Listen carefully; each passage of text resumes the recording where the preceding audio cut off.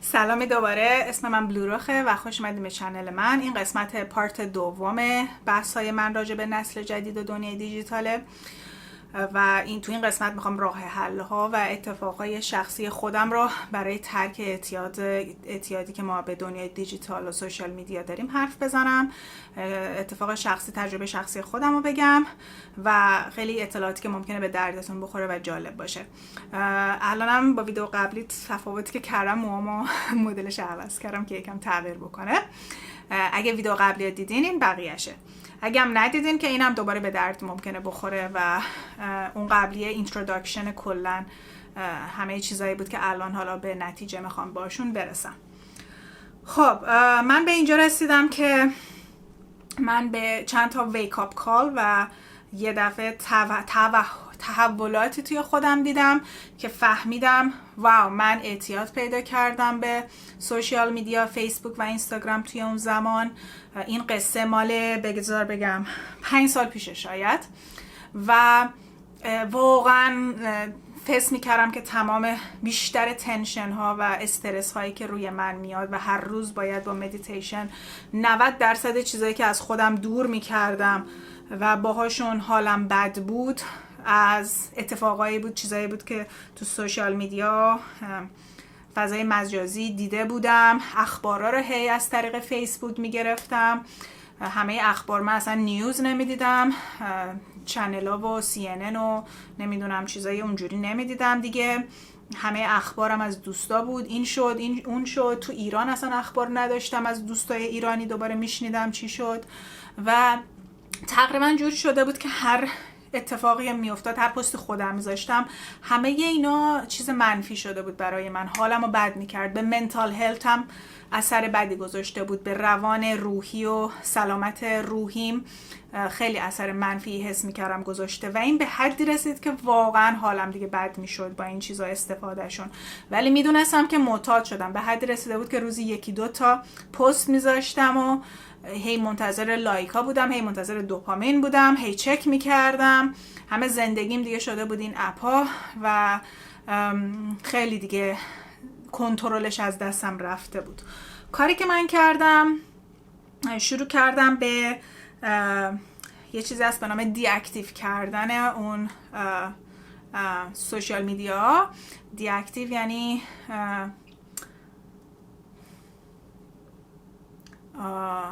استفادهشون رو از من ترجمهش رو ببینم، ببخشید چون این کلمه مهمه.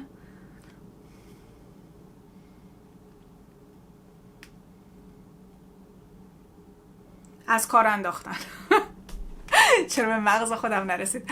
از کارشون انداختم. یه گزینه دی اکتیو داره که فیسبوک و اینستاگرام اجازه میدن که اون یوزر برای یه مدتی فاصله بگیره و کلاً دور بشه دیگه تا هر وقت دوست داره، ولی اکانتت میمونه، همون جوری میمونه. من دی اکتیو کردم و دفعه اول خیلی حالم خوب شد، تونستم زیاد ازش فاصله بگیرم و بر نگشتم. شاید 1-2 ماه خیلی حالم بهتر شده بود.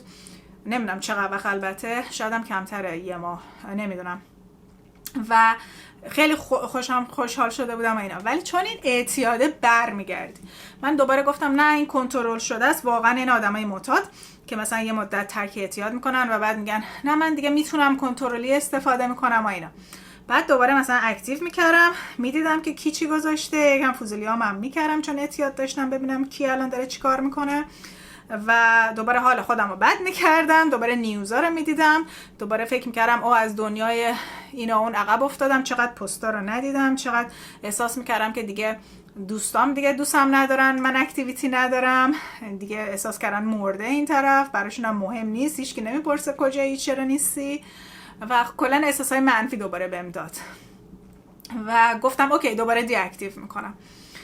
این دفعه که دی اکتیو کردم شاید مقدارش کمتر طول کشید، مثلا بگید 2 هفته طول کشید و دوباره اکتیو کردم، دیگه تحمل نداشتم و هی این بدتر و بدتر شد. هی اکتیو و دی اکتیو میکردم، مثلا روزی دیگه شده بود روزانه که هی اکتیو کنم ببینم دوباره دی اکتیو کنم. بعد دیدم که نه بابا، این دوباره اعتیاد شد، من دوباره کنترل ندارم، نمیتونم خودم رو کاملا بکشم بیرون. و یه چیزی هست که توی اینا من موضوعشو نگفتم یکی از بدترین چیزایی که توی دنیای دیجیتال هست و از دوست ها میبینی، درسته باشون کانکت هستی و زندگیشون و اپدیتاشون رو میبینی، ولی خب همه میگن که چهره فیک، یعنی همه که نه، خیلی ها چهره فیک زندگیشون رو میذارن، فقط خوشیاشون رو میذارن و بهش میگن فومو، fear of missing out. بعد اتفاقی که میافته تو این فیر، این ترس رو پیدا میکنی که وای بقیه ازم جلو زدن، بقیه پیشرفت کردن، بقیه مدرک گرفتن، بقیه خانواده پیدا کردن، هم سن سالام بچه دار شدن، الان این شده، ول شده و هی این ترسه میاد تو که وای من پیشرفت مثل بقیه نکردم الان، هی ترسه میاد تو، هی افسردگیت بیشتر میشه، واقعا افسردگی میاره این مشکل فومو. و بعضی موقع ممکنه یکی کامنت نگاتیو بذاره برات، رو اثر بذاره، قبول کنی هر چیزی که میبینی یا باور کنی، زود نری راجبش تحقیق کنی و زود قبول کنی یه نیوز، یه خبری که میبینی رو، و خیلی مشکلات دیگه داره. و مهمترینش برای من همون فومو بود که من مثلا خب دوستا ازدواج کردن، نامزد شدن، این شدن اون شدن و هی فکر میکردم وای برای من دیر شد، چرا برای من نیست، و اینجوری عجله مثلا حالا خودم دنبالش میرفتم که عقب نیفتم. این موضوعیه که عقب نیفتی، هی تو هم بخوای پست بذاری که نگاه منم به تو این ریس، تو این مسیر بهتون رسیدم و دارم میرسم بهتون، پستای منم نگاه کنید، مثلا شما دلتون بسوزه که مثلا منم دارم پیشرفتای خودم رو میکنم.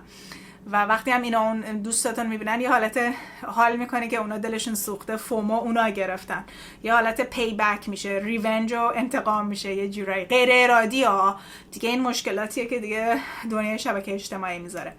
و من فوموم زیاد شده بود، استرس که میگرفتم زیاد شده بود، هی اخبارای بد میدیدیم دیگه، کم کم داشت میرسید به دوران کرونا، قبل از کرونا و اینا.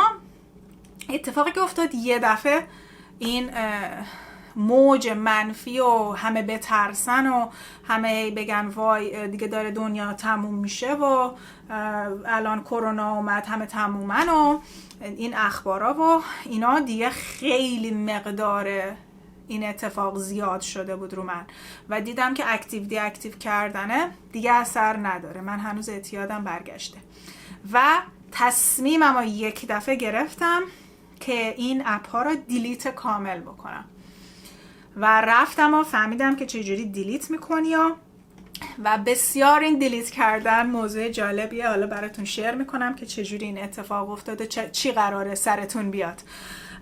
این دنیای دیجیتال، این کامپنی ها الگوریتم و حالت تبلیغی خب خیلی دارن، خیلی پول میسازن، تبلیغات میاد براشون، خیلی نیوزا را فیک میگن، تویست میکنن و عوض میکنن و سمتی میبرن که مثلا یکی که میخواد ووت بده فکر کنه که این آدم خوب است، به این برم ووت بدم و فکرها رو عوض میکنن. فیک نیوز اونجا هست، خیلی به نفع خیلی ها هست. به هر حال سودجویی ها توش زیاده، تبلیغات زیاده، درآمد زیاده و اینها نمیخوان اون یوزرها و اونایی که آردی جذبشون کردن به این دنیا و به این اعتیاد کم بشه. اینا براشون پوله، هر یوزری براشون پوله و جدیدن الگوریتم ها جوری شده که هی دارن با هوش مصنوعی و AI میفهمن که تو علاقت به چیه سرچ کردی، دوست داری الان مثلا بری کیف بخری، بعد تبلیغات دیگه تیلر میشه و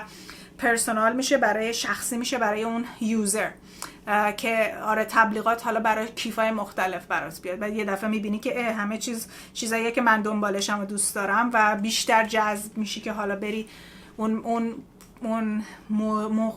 مثلا دنبال کیفی، بری اون کیفه، حالا تو فکرت بیشتر میاد یه چیزای جدیدتر، آپشنای جدیدتر میبینی، آخر میری کیفا میخری.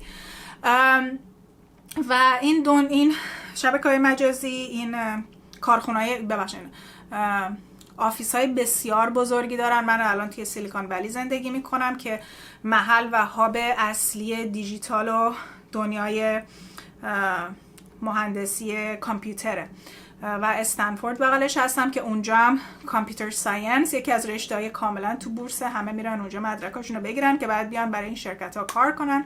دنیای فناوری دیجیتال و کدنویسی و اینا همش تو بورس و همه دنیا دیگه دارن میان اینجا برای این کار و خیلی پیشرفت کرده. آفیس ها مثلا آفیس های بزرگ 20 طبقه‌ای میبینی که روش نوشته آمازون، آمازون یا همین مایکروسافت، یه خیابون هست توی سنوزه میری همینجوری آفیس به آفیس، ای بی یه مرکز اینجا داره، شاید مرکز اصلیش باشه، نمیدونم میری جلوتر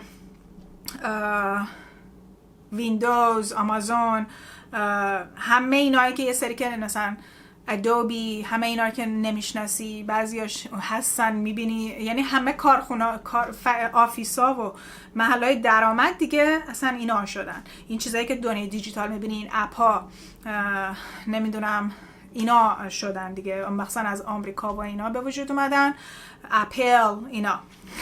البته که شهرهای دیگه هم داریم مثل سیاتل و هیستون اینا که خیلی اونجا هم داره پیشرفت میکنه و میرن اونجا به خاطر قیمتاش، ولی اینجا محل اصلیه دیگه. و من همه اینا رو میبینم دیگه با چش خودم، آدمایی که این کارا رو میکنن، این کدا رو مینویسن، خودشون یه سری دوستا توی متا یا همون اینستاگرام دارن کار میکنن و مثلا دارن چیزای جدید میسازن، فیلترهای جدید میسازن و کد نرم افزار جدید برای اون کمپانی میسازن و کلی پول بهشون میدن و خلاصه این خیلی تو بورس دیگه. حالا این کمپانی‌ها خب این همه پول از کجا به دست میارن؟ این همه قدرت رو از کجا به دست میارن؟ این همه استاک مارکت، ببخشین نمیدونم چی مارکت، استاکا، سهمیه هایی که میخری بورسیه، چجوری به وجود اومده که این همه توش پوله؟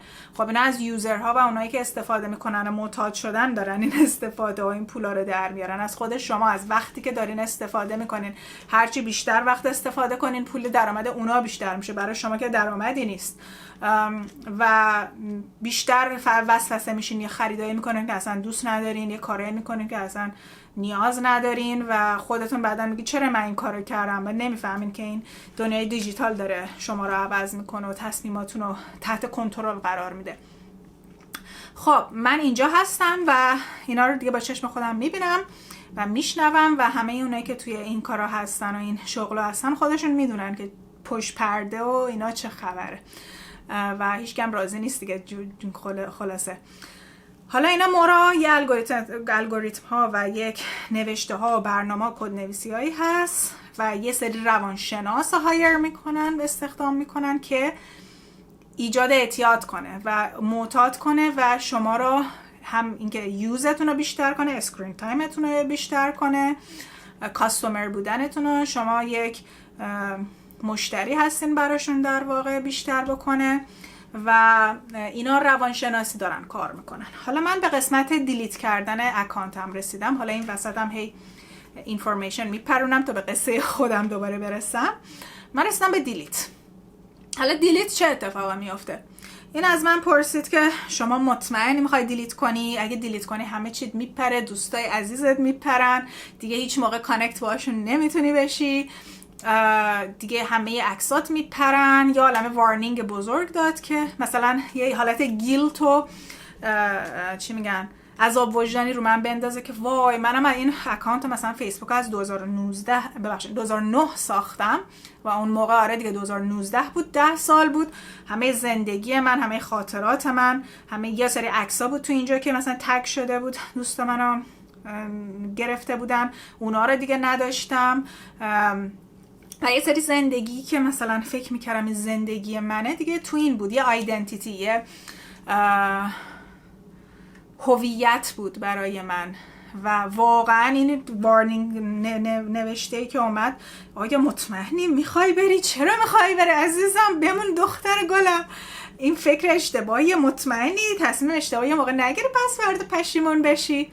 همچین چیزی اومد برای من. واقعا من دابل تینک کردم، دوباره فکر کردم که واقعا این چیزیه که من میخوام. یکم تو شکم انداخت. بعد یادم اومد که این ترپه، این یک توماس و میخواد منو وسوسه کنه که این کارو نکنم. گفتم آره مطمئنم و اگری کردم و دیگه وقتی میخواستم این باتنو بزنم من که نمیدونستم چه خبره، دیگه خیلی خوشحال بودم که حالا دیگه همه چی پاک میشه، دیگه مطمئن بودم و تا اینا زدم نوشت که اوکی دیلیت کردی. حتی هم اینستاگرام این اتفاق افتاد هم فیسبوک. و خیلی برای من سورپرایز بود چون من این موضوع رو نمیدونستم. گفت که اوکی دیلیت کردی ولی تو 30 روز وقت داری این کیس عزیزم اگه نظرت عوض شد پشیمون شدی راه برگشت هنوز هست و تو میتونی دوباره برگردی و اکانتتو دوباره اکتیو کنی و هیچی نمیپره. ولی اگه این 30 روز گذشت دیگه تمومه و ما داریم لطف و عزیزم بهت میکنیم که این کیس بعدن پشیمون شدی، حتی ممکنه الان مطمئن باشی یه دیدی 10 روز دیگه پشیمون شدی، یه دفعه عقلت کار کرد فهمیدی نباید اینا دیلیت کنی، ما بهترین دوستت هستیم، ما دوستت داریم، چرا بری؟ هنوز راه برگشت برات هست. و من اینو که دیدم دیگه وسوسه شروع شد، یعنی واقعا دیگه گفتم دیگه همین جور. ببین دیسمبر بود دیگه، اول دیسمبر بود و دیگه با خودم فکر کردم که خب 30 روز دیگه میشه اول سال نو، اول جنوری دیگه، بگه اول 2020 فکر کنم. و این بدترین سختترین کاری بود شاید که من تو زندگیم کردم که هر روز من وسوسه می شدم که دوباره اکتیو کنم، دوباره هی به سرم میزد که وای نکنه بشه نشه. آهان ببخشید من یه بار این کار کردم، مثلا بگیر نوامبر این کار کردم، دیلیت کردم، وسوسه شدم. من دیتیلا رو حالا یادم میاد نکاتا، وسوسه شدم و مثلا 10 روز گذشته بود دوباره اکتیو کردم و دوباره پشیمون شدم، دوباره گفتم وای چرا این کار کردی و گفتم خب اوکی اگه دوباره دیلیت کنم خب 10 روزش رفته، 20 روز دیگهش مونده، دوباره دیلیت کردم. بعد دوباره کاونت خیلی جالب از همون روزی که دوباره مثلا بگیر اول دیسمبر، از اون روز دوباره 30 روزش شروع شد. یعنی اون 10 روزی که زجر کشیدم و با کلی خودم حرف زدم و وسوسه شدم و اینا، بیخیال دوباره از اول شروع شد این 30 روز. یعنی عذاب بدتر شد، یه عذابی که واقعا کسی که معتاد دیجیتال باشه میفهمه چقدر سخته. بیشترمون هم این حالو داریم و آره دیگه. بعد حالا این گفتم یا ابوالفضل من 30 روز دوباره شروع شد از نقطه کاونتینگ، از اول شروع شد، اون 10 روز تموم شد، هر چی زجر کشیدم تموم شد، به درد نمیخوره. و حالا 30 روز جدید اومد و با خودم چون فهمیدم این موضوع رو، با خودم قرارداد بستم که اول جنوری که سال نو میشه من سلبریت میکنم و این 30 روز گذشته و دیگه بر نگشتم. و اگه به این نتیجه، یعنی به این پند و نصیحت رسیدم با خودم که وای اگه دوباره باز کنم و وسوسه بشم دوباره 30 روز از اول میشه و من دیگه همچین کنترلی، همچین قصدی اگه از توم بره دوباره باز کنم دیگه تحمل 30 روز جدید رو نخواهم داشت و دیگه همچین کاری نمی کنم. دیگه تو اون 30 روز این کار کردم، نشستم کتابای مختلف راجع به این هست، راجع به جدایی از دنیای دیجیتال هست خوندم، پادکست های مختلف دیدم، اینترویو های مختلف دیدم، آدمایی که خودشون از سوشیال میدیا دور شدن و دیدم که چی کار کردن چی کار نکردن، چه اتفاقایی براشون افتاده، توصیه هاشون رو گوش میدادم و قشنگ مثل یک آدم معتاد که هی وسوسه میشه، هی وسوسه میومد، هی دوباره ریمایند میکردم، هی دوباره اینا رو میدیدم که دوباره عقلم کار کنه، وسوسه بهم اثر نکنه. یعنی واقعا سخت در این 30 روز هر ثانیهش من تو فکر برگشت بودم، هر ثانیهش که وای این 10 سالم رفت، وای هی یادم میافتاد وای این پستو گذاشتم دیگه وجود نخواهد داشت، این عکس دیگه وجود نخواهد داشت، این فلان دوست که مثلا 10 سال پیش تو پارتی دیدمش دیگه هیچ موقع دیگه باش کانکت نمیشم، همه کانکشنام میپره. انواع اقسام فکرای منفی اومد، هی میومد هر ثانیه از این 30 روز. یعنی زجرآورترین شاید 30 روز دنیا بود برای من و فهمیدم هی بدتر و بدتر میفهمیدم که عجب اعتیادی داشتم. واقعا این اعتیاد بود، این 10 سال گذشته اعتیاد شدید گرفته بودم و واقعا هی به نتیجه میرسیدم که دارم کار درسته میکنم، این کار درسته. و به یک اینترویو خیلی جالب رسیدم به نام یه آقایی که حالا اسمشو میبینم، پدر VR Virtual Reality سیلیکون ولی، اسمش هست Father of VR. Okay, I found him. جیرن لینیر، یه همچین چیزی. عکسش هم داره میاد، اگه عکسش رو ببینید. این رینگ منم معلوم شد. و این یه آقای خیلی باحالیه که خودش توی سیلیکون ولی یکی از مهمترین هاست، یکی از بزرگترین کشف‌ها رو کرد، اختراعا رو کرد که باهاش ویرچوال ریالیتی و حقیقت مجازی میشه، نمیدونم، از اینا که عینک میذاری 3 بعدی ببینی یا این چیزا، اینا رو کشف کرده بود و مغز کل این کاره. خودش بر ضد همه اینا شده، خودش یک ریولوشن و یک انقلابی رو انداخته، یک کتاب بسیار بزرگ مهم نوشته که توضیح داده همه زندگیشو که چجوری اصلا فهمیده که چقدر دنیای دیجیتال بده، چقدر زندگیش تحت تاثیر قرار گرفته، چجوری اصلا این آدم این موضوع رو آورد بیرون که نگاه کنین الگوریتم ها و روان پزشک‌ها و روانشناسایی هستن که شما رو معتاد میکنن و اصلا این موضوع رو تو جهان شروع کرد و اعلام کرد و پخش کرد یه جورایی. واقعا دستش درد نکنه و دلایلی آورد توی این ویدیو و اینترویو که چرا باید دوری بجوییم، واقعا میک سنس میکرد و همینا رو بیشتر میگفت و خیلی میگفت که هرچی ما همین چیز، یه سری چیزایی که من الان گفتم و گفت به همراه این که هر چیزی که ما بفرستیم بذاریم همه اینا سیو میشه، کنترل میشه، سالها بعد یهو میان میگن چرا اینا گذاشتی، چرا اینا گفتی، این منظورت چی بود، اون چی بود. خیلی ها هستن یه دفعه یه پستی میذارن، سالها بعد کچ میشه میگن که مثلا طرف منظورش این بوده، این کاره بوده و یه دفعه کنسل میشه و یه دفعه همه بر ضدش میشن، در حالی که همون موقع منظوری نداشته، یه چیز معمولی بوده ولی بعدها مثلا چیز بدی شده. و همین دیگه میگفت که اینا همه ثبت میشه، اینا زندگیتون ترک میشه، مواظبن، فکراتون رو مواظبن و همین چیزا، بیشتر چیزایی که گفتم هم این گفت. و یک دفعه این باعث شد که من 100% مطمئن شم که کار درستی کردم. خیلی کمکم کرد به نتیجه درست برسم که این کار درست بوده، ادامه بدم، وسوسه نشم. و یه چیز جالبی که گفت که ما هممون مثل آدمای چیزیم دیگه، الکلیک شدیم و همه الکل میخوریم و همه فکر میکنیم الکل چیز خوبیه و دیگه هیچکی نمیفهمه که الکل چیز بدیه. بعد یه دفعه یکی میاد میگه که او من خوب شدم و الکلی نیستم و چه دنیای خوبیه و اینا. بعد ما بهش تعجب نگاه میکنیم، میگیم که مگه میشه دنیای بدون الکل، این چی میگه؟ ولی آدمای بیشتر و بیشتر الکل و اعتیادش کم میکنن و هی بیشتر و بیشتر میان بهت میگن که چقدر خوبه دوری از شبکه‌های مجازی و دنیای دیجیتال و هی بیشتر یاد میدن، این انقلاب رو ایجاد میکنن که باید دوری بجوییم و بیشتر مغزها یه دفعه چراغشون روشن میشه و زنده میشن، یادشون میاد که واقعا این چیز بدیه و باید کاملا ازش دوری بجوین. و گفت که کاملا همه سوشال میدیاتون رو باید دیلیت کنین، همه اکانتاتون، حتی یه اکانت هم نباید بمونه چون دوباره همین برنامه است دیگه. و همین دیگه گفت که وقتی دیگه کاملا خوب شدین، یه چند وقت بعدش میفهمین چقدر اثرهای خوبی این جدایی از این اعتیاد داره.